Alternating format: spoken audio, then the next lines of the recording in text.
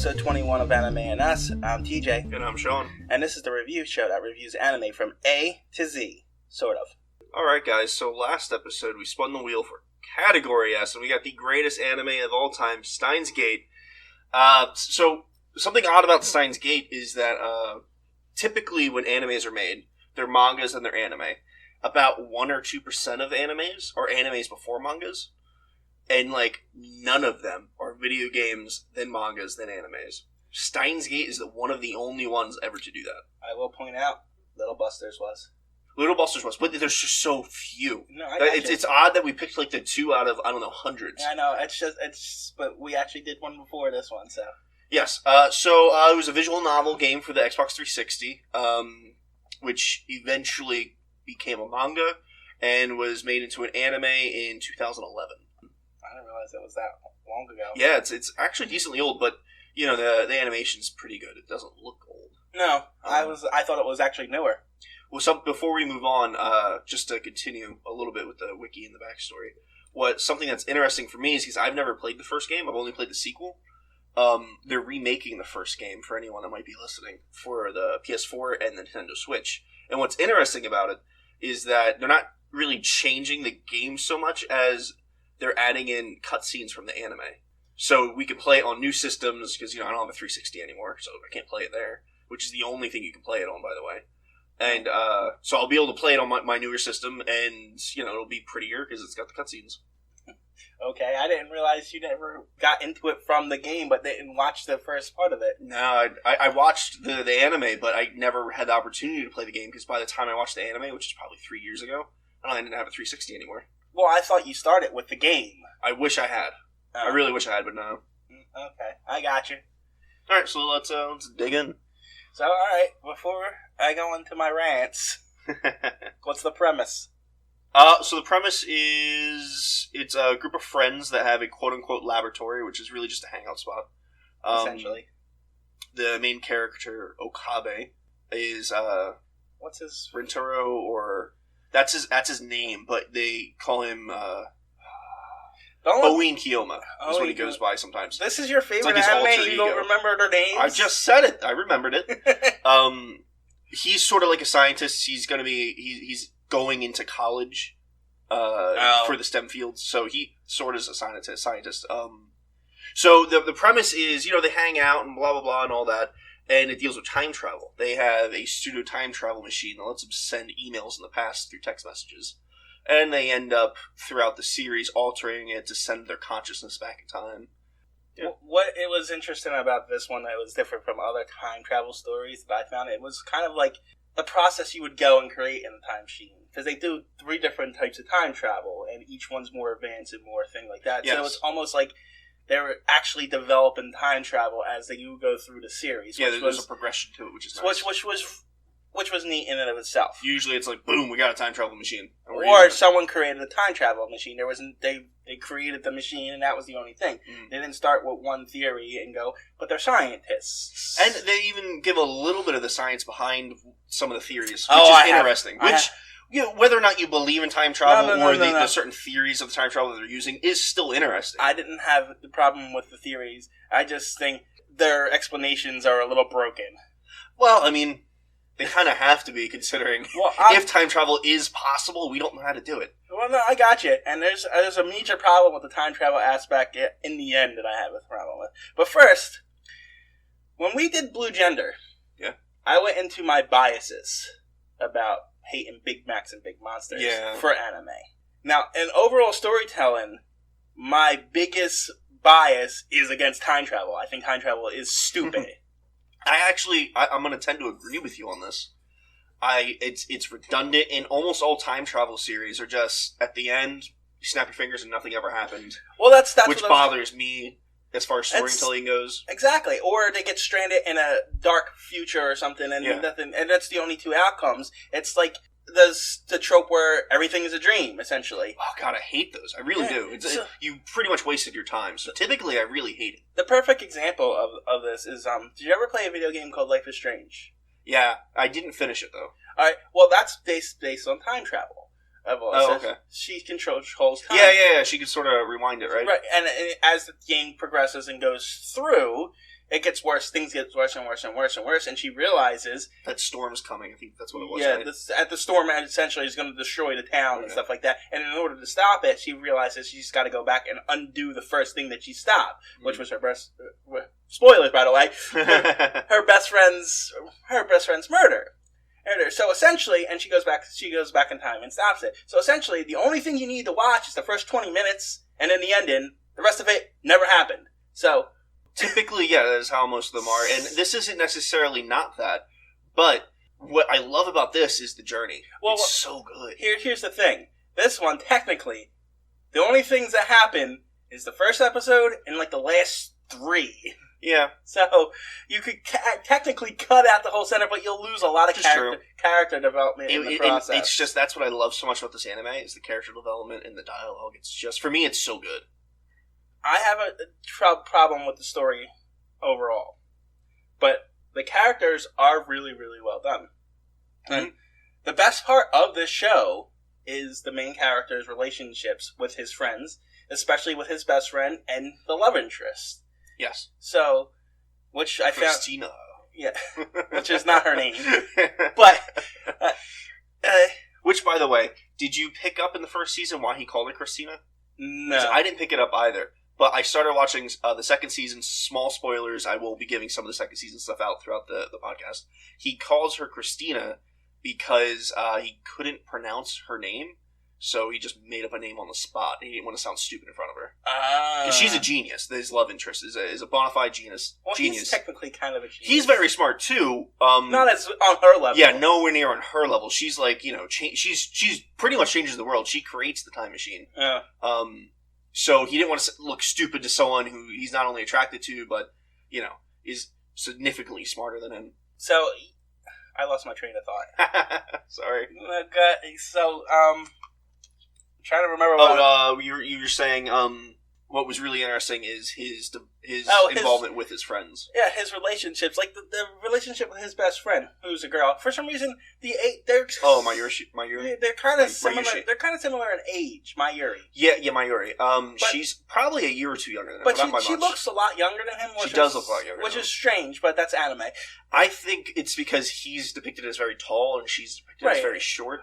Which is odd, because typically they're the same height. I guess, I'm talking about Japanese in general, but I guess maybe he's just abnormal and he's pretty tall. Right. But they shouldn't be more than a year or two apart. He's going into college at the end of the summer, and she's still got a year or two of high school left. Right. But his relationship with her is very sweet, essentially, and no romantic ties with it. Not even a little bit. Which was really, really refreshing. He goes all out trying to save her, and with no romantic entanglements whatsoever, which is really nice. Speaking of the romantic entanglement between those two, in the second season, it's brought up a little bit between Mayushi and Mayuri. They call her both those names. One's a pet name.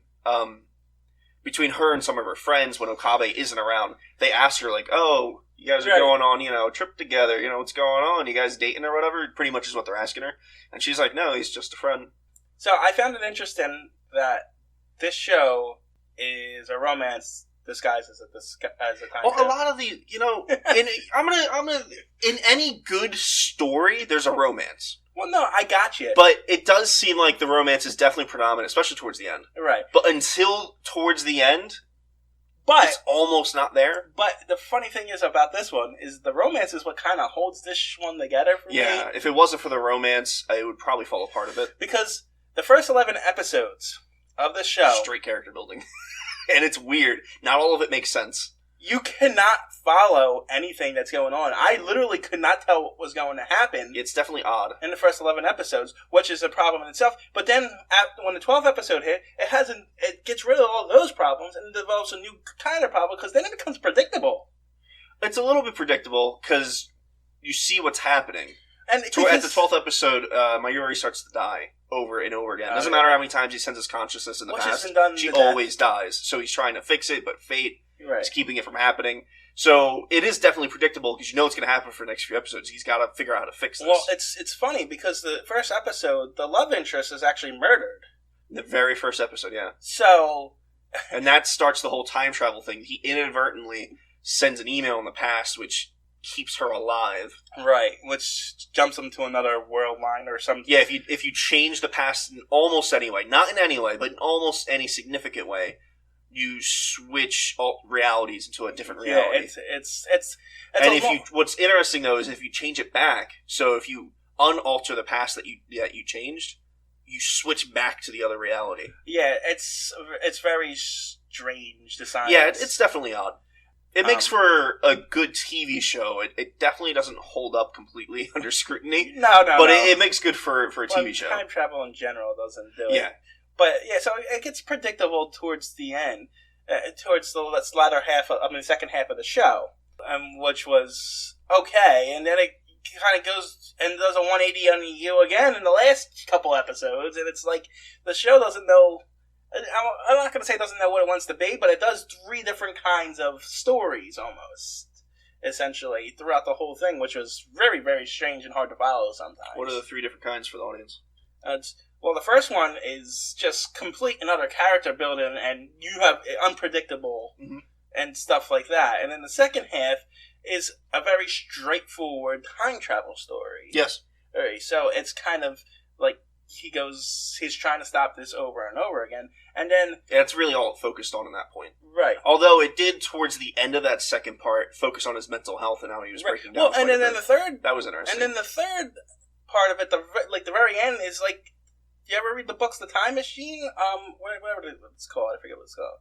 There's a books where he goes back in time, essentially, in a time machine, and he's...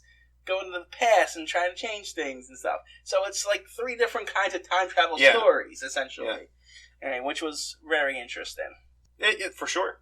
I really did like, towards the end, I'd say the second half of the show, towards the end of the second half of the show even, how they're showing his mental health, about how he's constantly sending his consciousness back, and his best friend keeps dying, and it just keeps bothering him so much, and you almost see him start to break down a lot, and he's crying a lot, and that's where he actually starts to connect with his love interest, Christina, and she sort of sees what's happening, and then, and you know, they sort of fall in love. And actually it gets to the point where he becomes numb to Mary dying. Yeah, that's a little scary.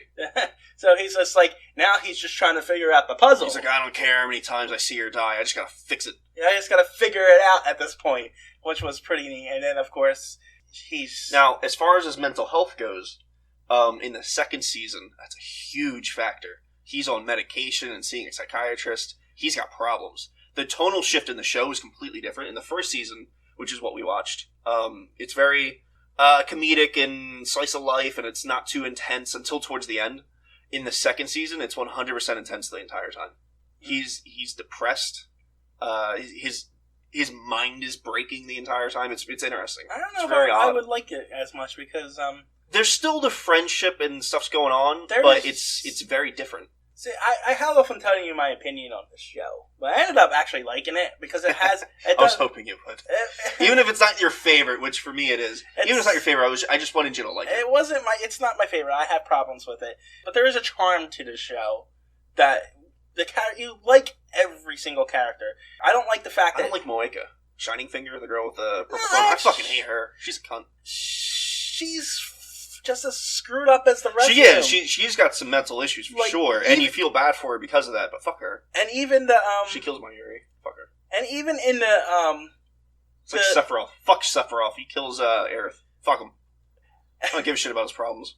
Even the landlord is a bad guy. Oh yeah, but Mr. Braun? Yeah. I love his character though. I know, but my point is he's a bad guy in one timeline, and another one he's not a bad guy, and everybody ends up with a happy ending, essentially. Yeah, but he's sort of like, I don't want to say lawful evil, but there's reason to why he's working with the bad guys. You know, he was starving as a child, and then they helped him. They threw him a rope. Well, and then he has a child, so in a certain scene he ends up killing himself, which doesn't happen because they go back in time and change it. Right. But it's really interesting because he wants his daughter to live, and he knows if CERN finds out about... Right. You know. And Shining Finger has mental issues. Yeah, she's got mental issues. And so, every single person in this story has a terrible, horrible backstory. Yeah, well, except for Okabe, I guess. Well, now he does after the end of the show. Yeah, I mean, but until then he didn't. Well, true. But it's like everyone has a bad ending, and they fix some of it throughout the show, and then they go back and make it bad again, and it's just like, yeah, it's very, very, very strange. But what I really loved about the show is the dialogue between the friendships, and especially in the beginning, their banter going back and forth, the inside jokes that, if you're into the pop culture, a lot of it's American jokes, a lot of it's Japanese type culture jokes. That was really interesting because it felt real. Not a lot of anime and dialogues can do that. Not even a lot of Americanized TV shows and movies can do that. It felt real to me, so I liked that. So when you were telling me about the show, you said that you loved the show because of the payoff.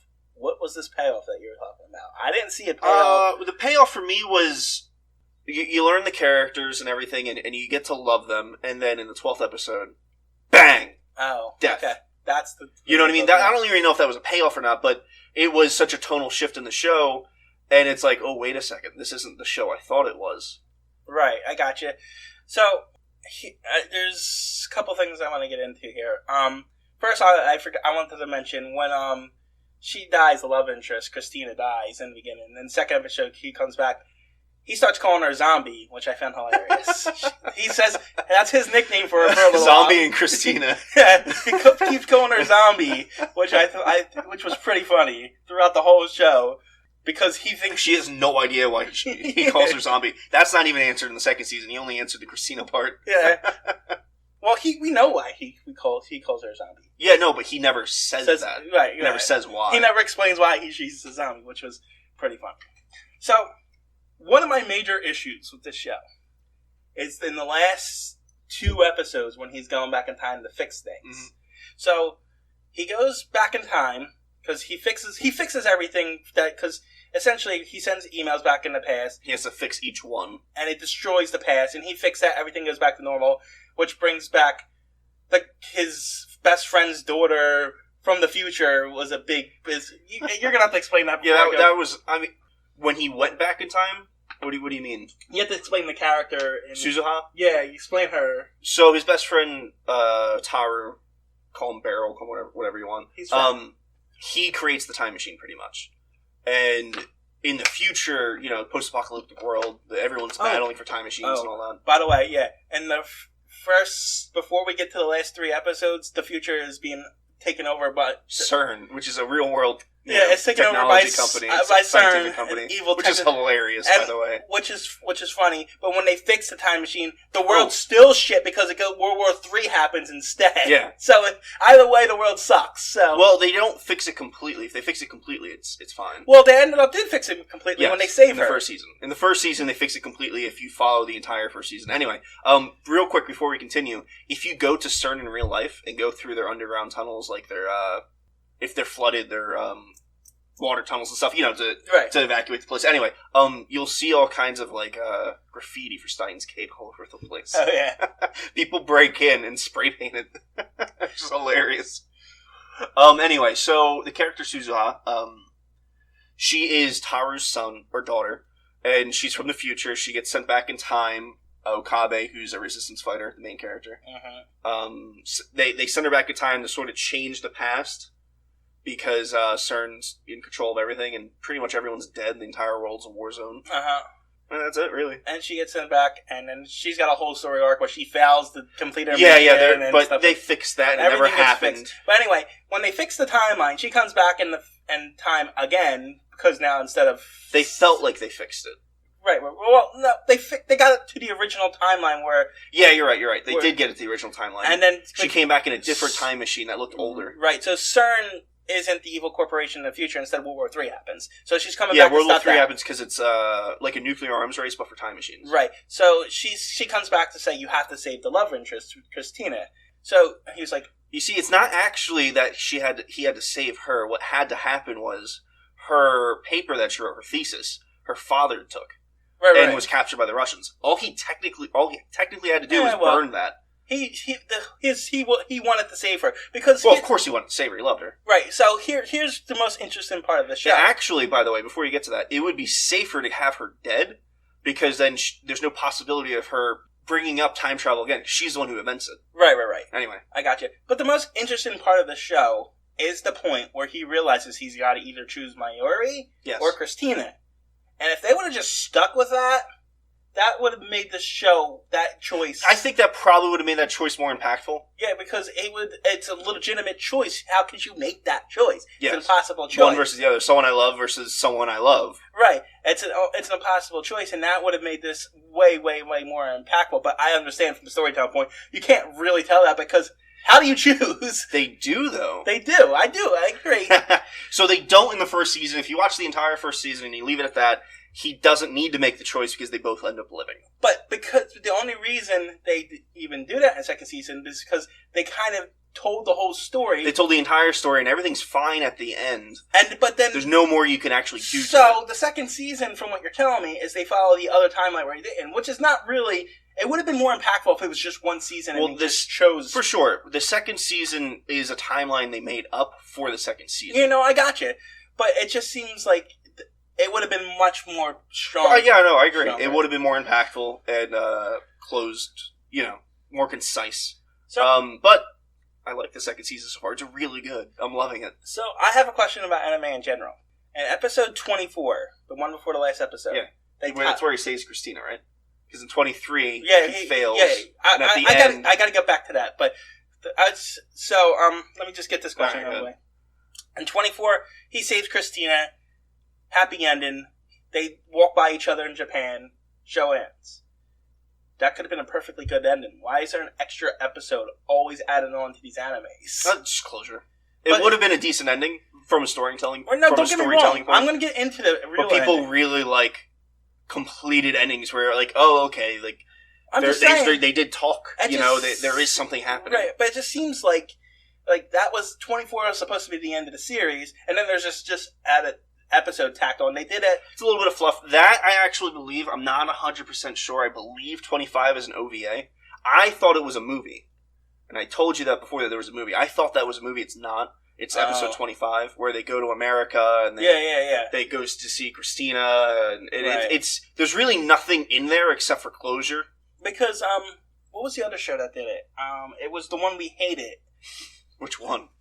801 CCS. No. The one with the big old titties. I got it written down. There's so many. Please, teacher. Please, teacher. That did it too. Yes, it did. So I just found it odd. I don't know. I mean, a lot of people just really like closure and having all the different storylines sort of tied off. All right. Anyway, back to what I was 23 to my rant. Yeah. So I got sidetracked there. So in 23, he's got to go back in time and stop things. So he goes back in time to save Christina. Christina. He fails. He actually ends up killing Christina. Oh, yeah, that was fucking terrible. Yeah, so he goes back, and so he comes back and he's broken, and this is what you're talking about. But then he gets a message from his future. Suzuha convinces him in the original 23 episode to watch this message. Right. So he watches the message from himself in the future, and then that convinces him to try one more time, and he ends up saving her. Right. So this is my problem. So he goes back to the time to save her. But he doesn't encounter himself that already did it. Yes. Yeah, I know. I had the same problem. That's not explained. I can't explain it. It doesn't make any sense. The only thing I can think of is that when they went back in time, maybe they went to a different world line, but that doesn't quite make sense. No, it doesn't, because they explained the whole timeline jump-in thing, and there wasn't nothing significantly changed. Yeah, it doesn't make any sense. He didn't see himself stab her. He didn't encounter himself. Right. Now, what they could have done, which would have completely cleared it up, is have him tell Suzuha, leave, because he tells her, leave the lightsaber, which has fake blood in it that he needs, at the X place, which is what he tells her to do. He tells her to leave at X place. What he should have also said is, hey, stop myself from going down there and accidentally stabbing her from the first time travel. And that would have fixed it, but that didn't happen, so that's the only time travel issue, in the only continuity issue in the entire thing. But it kind of it's just a plot hole. But it kind of broke everything in that last part of it, as far as time travel story goes. Yeah, they really should have stopped that. So if you're gonna do time travel, you have to do 100% right, and they kind of fucked that up. Yeah, so that kind of really... Up until then, they did it really well, though. They did. I give it credit for that. But that one hiccup was really big. It was blaring at the end, especially if you've seen it more than once. I didn't pick it up the first time I watched it. Oh, I picked it up. I was waiting for it. I was like, where is he in the past? Mm-hmm. Yeah, so I was like, this doesn't make any sense at this point. Yeah, and it's the exact same instance. It's the exact same time and place. He should have been there. Because he should have. And he's still seeing his original self. Right. So it's not like if you go back in time and they make up some weird story where if you go back in time, you replace your original self. That's not the case. Right. Now, it wouldn't have been too bad if it wasn't so important to the story because... Which it is. It's crucial. Because him failing drives him to that point. It drives him to go back. When he goes back, that him failing doesn't happen, technically. Mm-hmm. So it doesn't make any sense whatsoever. Yeah. It is what it is. It's a plot hole. No, I gotcha. It's got one, and you called it. It just bothered the hell out of me. Well, all right, so let's tell you what 23B is. Actually, 23B is... before we get into that, I looked for it. I couldn't find it. Oh, I'll show it to you after. I'll just tell everyone and you, I guess, what happens. Yeah, I think I've already told you a little bit. A little bit, because I looked for it today, actually, because I was like, oh yeah, I gotta watch it, and I went to look for it, and I couldn't find it. So, 23B, until halfway through the episode, is exactly the same as episode 23. Halfway through the episode, he fails saving Kurusu. He stabs her and actually kills her. And when he comes back to the present time, he breaks down and he's crying because he killed her. And then Suzuha convinces him to watch the video of him from the future, which convinces him to then go back in time and actually save her. Well, in 23B, she can't convince him to watch the video. He's just broken. He will not watch it. He's completely broken. He's crying and he can barely stand. He's been he's stabbed when he... Anyway, that doesn't matter. So she can't convince him to watch it, so he doesn't go back in time and actually save her. And that's essentially the end of the season. That's it. There's no 24 or 25 if you watch 23B, and that's it. Now, obviously, if you're going to watch the second season, you need to watch 23B, because that is where it takes off of. Second season continues a few months later when he's in college in December. Okay. And Kurusu's dead. Christina's gone. And that's him, just dealing with her death and trying to move on. And that's it. That's 23B. So that's the explanation for it. Now, this is a little off topic, but remember when Christina made the time leap machine, which records your memories and sends your consciousness back? Mm-hmm. That's obviously pretty advanced technology. Right. That's what she was working on in America. And you don't figure that out until the second season. Oh. That was her entire project. That's, I believe, why she was actually ended up in Japan then. I mean, she was just going to the conference because her dad was there. But I'm pretty sure that's why she was in Japan for the first season. Is because a couple months later, her professor, who she's working with, comes to do a conference. And the conference is a program they created where you can completely record your memories, put them in a computer, and now your consciousness is in the computer.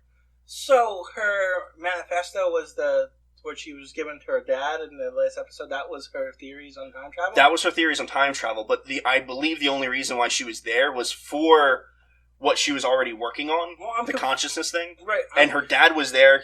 I don't believe she was there for any other reason other than to talk to her dad, right. But then she was there, so she did a little conference thing anyway. Well, what I don't understand is, in our early episode, she's completely against time travel. Completely. 100%. She's like, it's fake. It's not real. I think she's always been against it, and the only reason why she made that thesis to prove time travel is because she wants to connect with her dad.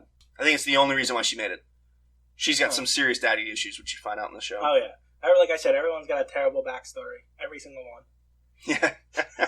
So, the relationship with him and Christina. He gets to a point where... he's so emasculated by his genius daughter. And he's not even a dumb guy from what it gathers. It seems like he's decently intelligent, but he's so emasculated and overshadowed by his child. That he kills her. Yeah, he ends up killing her a couple times if you think about it. Yeah, so it's pretty dark. Yeah, it gets rather dark. It's really messed up.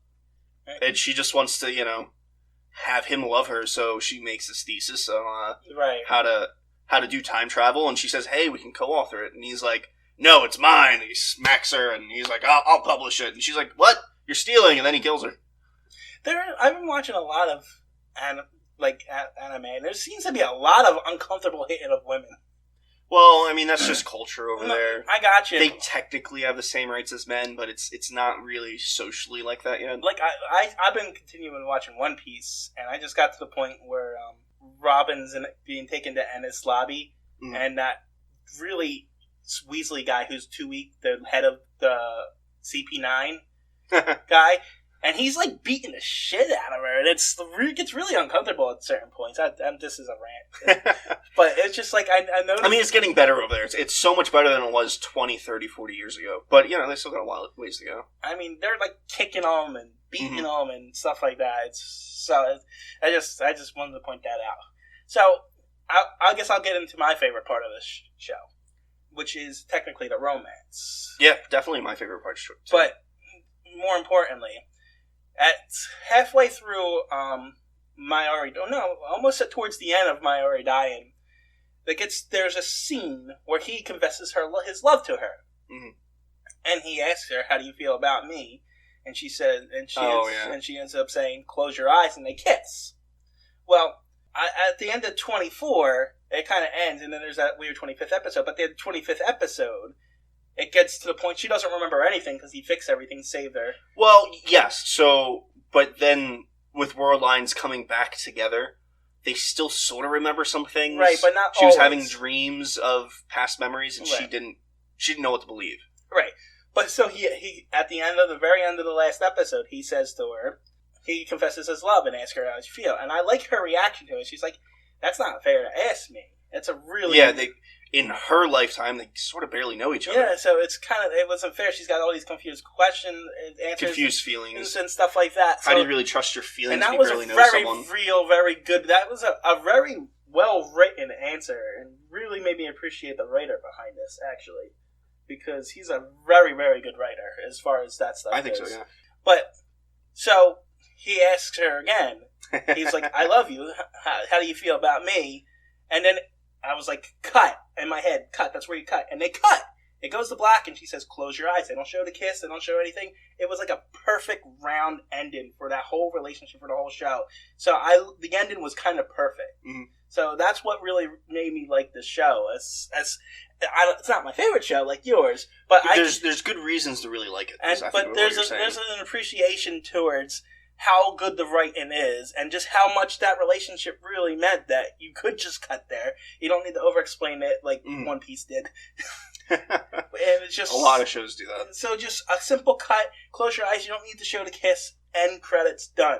And that I really like that. So before we finish, something that's really interesting about this series and the writer versus just about anything else, not even anime, not even manga, not even games, just any type of storytelling out in the world, is that in his series that he writes for this anime, every series is in the same world. So I think there's 5 or 6 animes that are all set in Tokyo within like 30 years of each other. All in the same world. So like while this time travel stuff is happening, in like 10 or 20 years, there's an anime called Robotic Notes, which is about building a giant robot for a high school project. And it's nothing, it's more lighthearted than this, but it does get kind of serious towards the end, and it's the same deal, the character building. It's really rich, and it's done really well. I think this is done a little bit better, but all of his are like that. There's one called Chaos Head, and there's a couple others. But it's just really cool to have all those different things in the same world. And I would really hope, and probably not going to happen, I would really hope one day for there to be an anime series that has them all in it a little bit. Yeah. That'd be interesting. It's always cool to have and interconnect this here. Like Excel World and Sword Art Online. Yes, they did a little bit, but that was more Easter eggy. But still, they still did it, which is great. Which is, it's further in the future or in the past, it's really neat to see that stuff happen. All right, so, I mean... my favorite anime series, if not number 1, probably top 2 or 3. I don't know, I just love it. So I'm guessing 10. Yeah, it gets a 10 for me. I'm gonna go 8. Yeah, I think that's fair. I'm happy you like it. Yeah, that makes me happy. It's on par with Eden of the East and One Piece as far. Yeah, as far as dialogue goes, I think with Eden of the East, they're probably right up there with each other. But it's as good at storytelling as One Piece and those shows. It's one of the ones that we really liked, that is worth your time. Yeah. One of 3 that got an 8. Yeah, it's definitely worth your time. Highly recommended. There's way worse things for you to do with your time.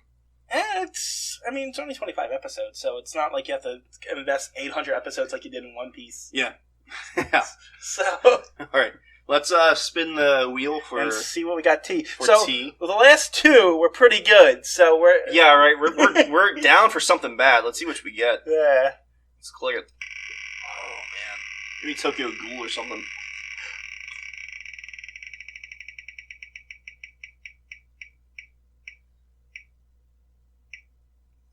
The Master of Ragnarok and Blesser of Einherjar?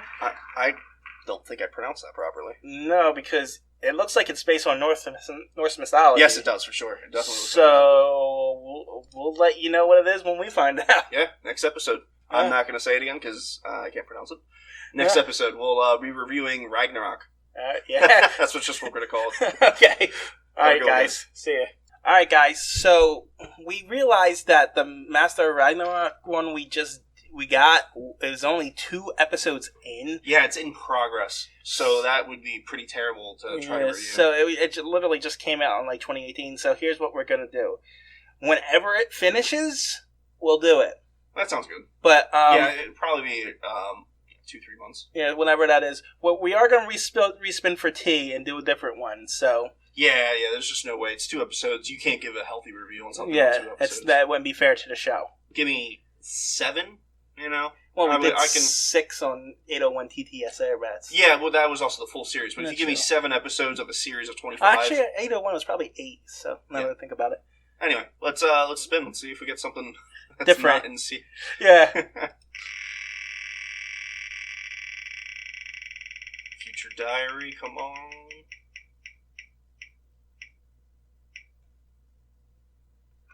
The Galaxy Railways. Let's, at the moment, I'm just going to pull it up and see if there's more than 1 episode for that. Yeah, just in case, because apparently that can happen. No, looks like we're good. Tons of episodes. Yeah, it's 26 episodes. All right, guys, for real this time. Bye. Bye.